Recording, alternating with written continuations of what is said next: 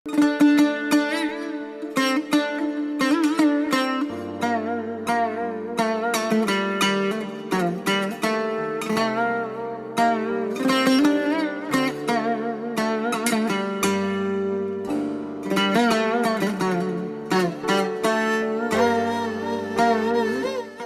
yoshlarga katta ishonch bilan qaraydi doim. Ulardan ko'p narsa kutadi. Ertangi kun qanday bo'lishi kerakligini yoshlar timsolida tasavvur qiladi. Shuning uchun Alisher Navoiyning Temuriy shahzodalarga, yoshlarga yozgan maktublari yoki ularga bag'ishlab aytgan fikrlari, she'rlari, qarashlarini qaraydigan bo'lsak, u bevosita o'sha ukasi Darvish Sa'd Iskandariy dostonida ukasi Darvish Aliga yozgan maktubida ham yoshlarni nimaga da'vat qiladi?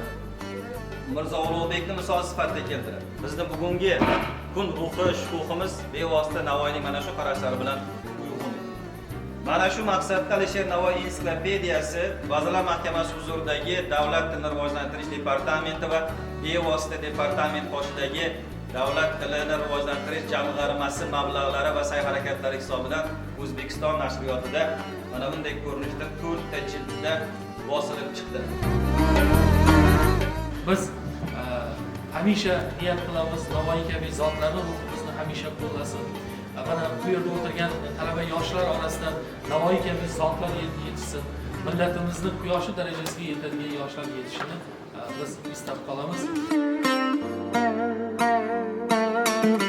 Mana bugun Abu Rayhon Beruniy nomidagi Urganch davlat universitetida Hazrat Mir Alisher Navoiy tavalludining 580 yilligi munosabati bilan Alisher Navoiy ensiklopediyasining taqdimot marosimi bo'lib o'tdi.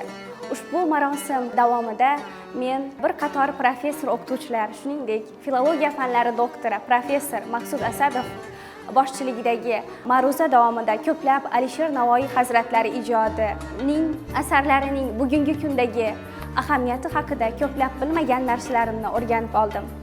Kamol et kasbkim olam uyidin, sanga farz o'lmag'ay g'amnok chiqmoq, jahondin notamom o'tmak biyayni, erur hammomdin nopok chiqmoq.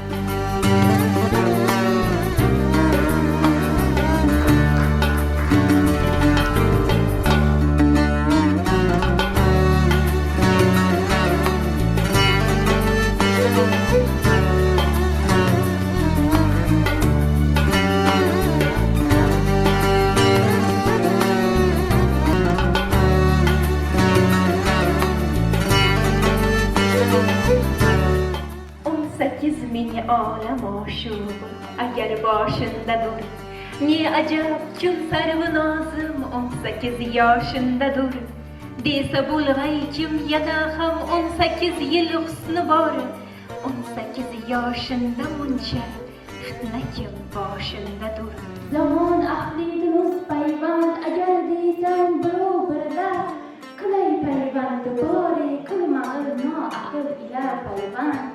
Men qachon dedim vafo qilg'ilmaya zulm aylading, sen qachon deding xudo bo'lg'ilmaya bo'ldim sana.